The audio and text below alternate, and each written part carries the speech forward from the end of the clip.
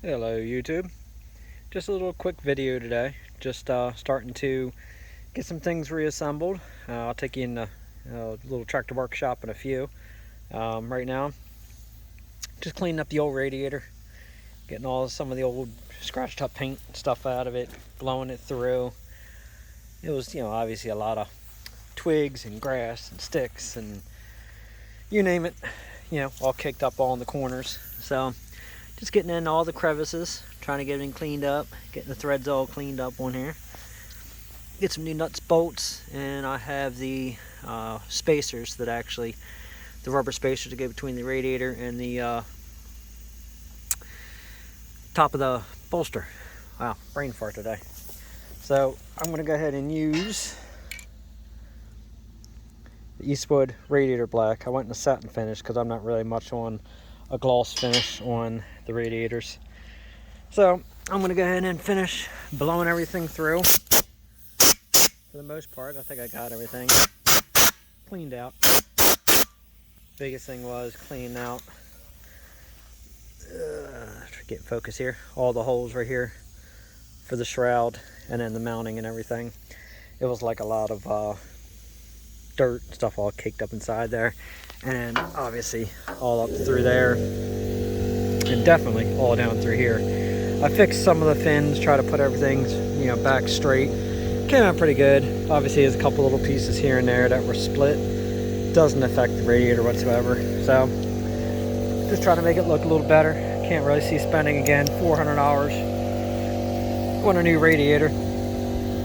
I had to have this one. I was going to do it myself, but there's actually a local guy who's used to fixing all these. So I went ahead and had him refix, the outlet back to the radiator. At one point, this must have been leaking, and then whoever I got it from, they had all this filled with JB Weld, and I wasn't putting JB Weld in there. So obviously it's a no pressure system. So I went ahead and had him do a slight pressure test. I think he went up to about 10 pounds.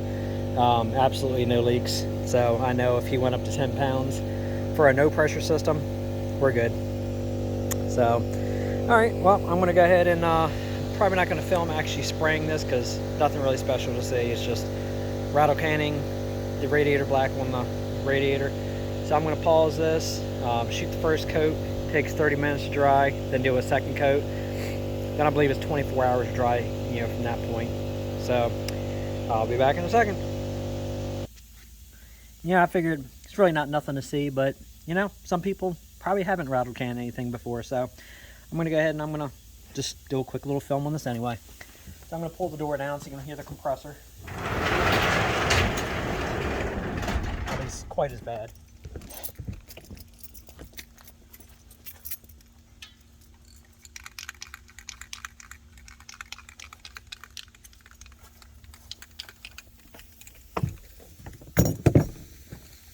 Now obviously, like any rattle cans, make sure you shake it up really good. I go a little crazy with it. Side to side, up and down. Get that paint mixed up.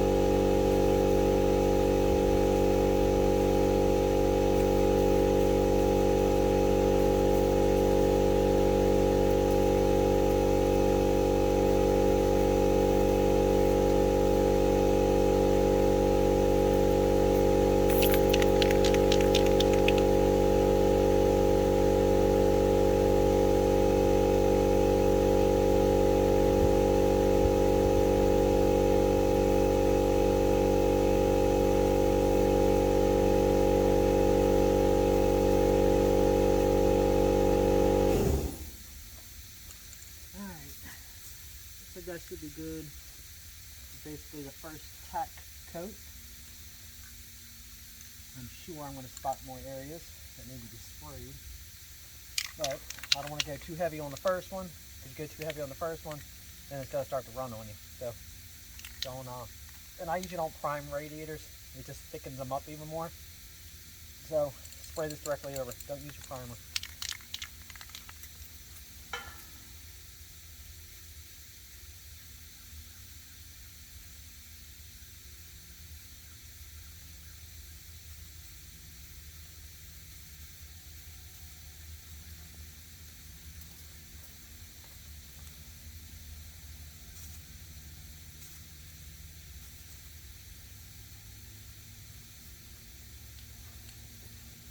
Alright, that's it for the first coat.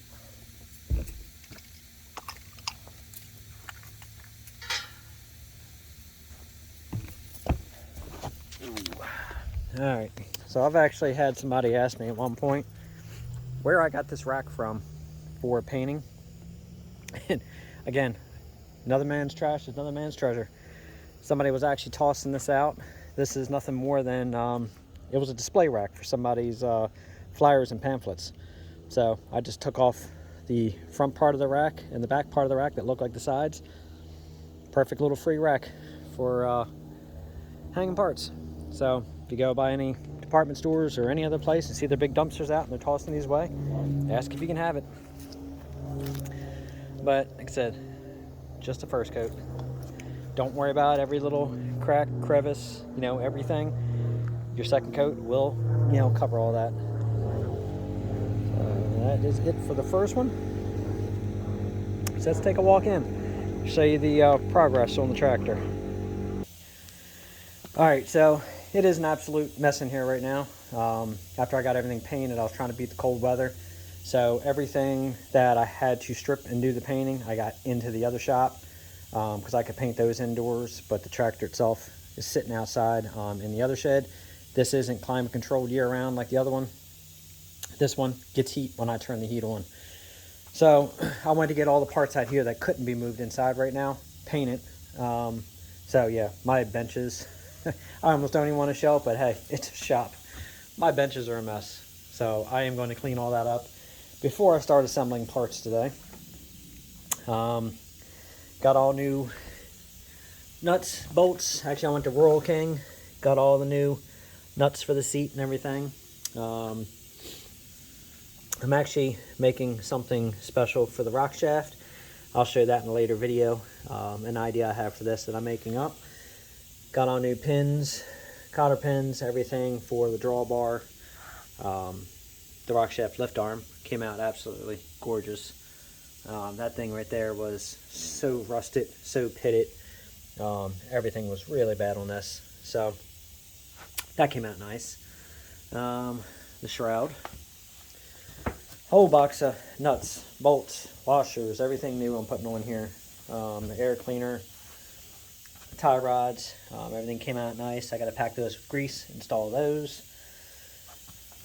These are the boots that I went ahead and got the universal boots, and I'm going to go ahead and push these up and make these fit up against the bottom, just at least to hold some of the grease in.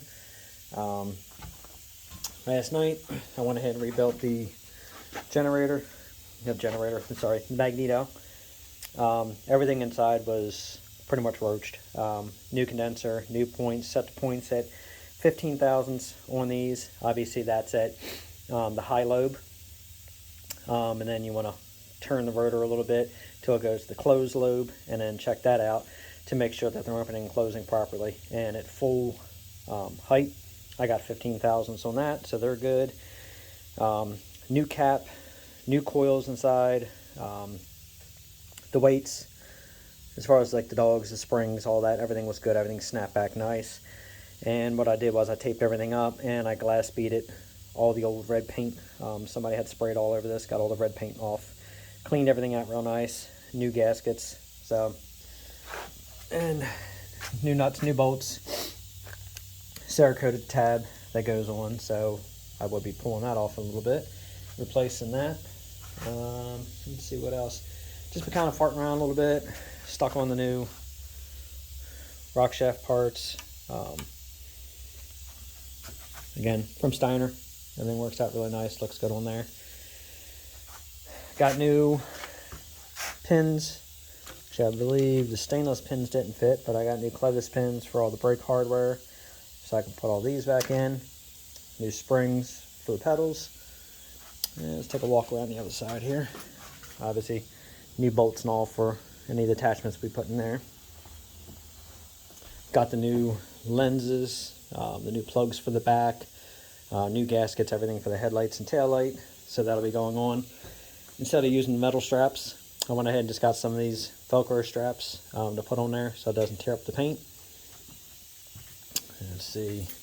Started putting together the touch controls. Nothing's bolted tight, but went ahead and Cerakoted these in black.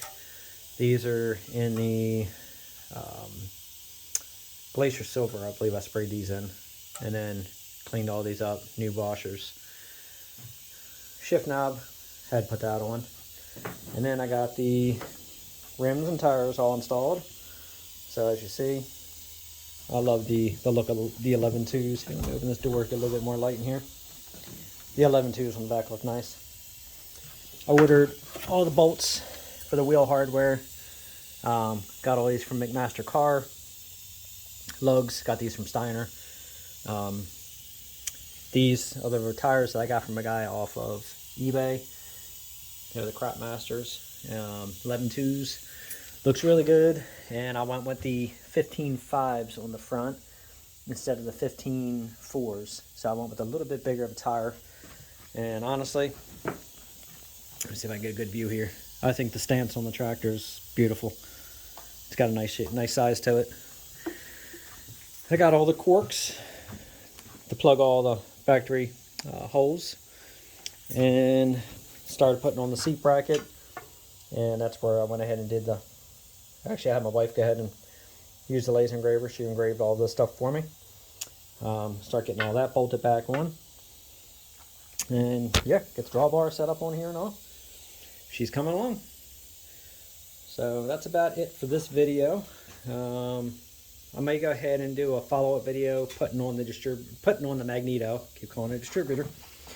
Putting everything on, putting the tie rods on, and once I get the steering wheel on, I can actually show an even better angle as far as that steering, as far as the repair we did in one of the earlier videos.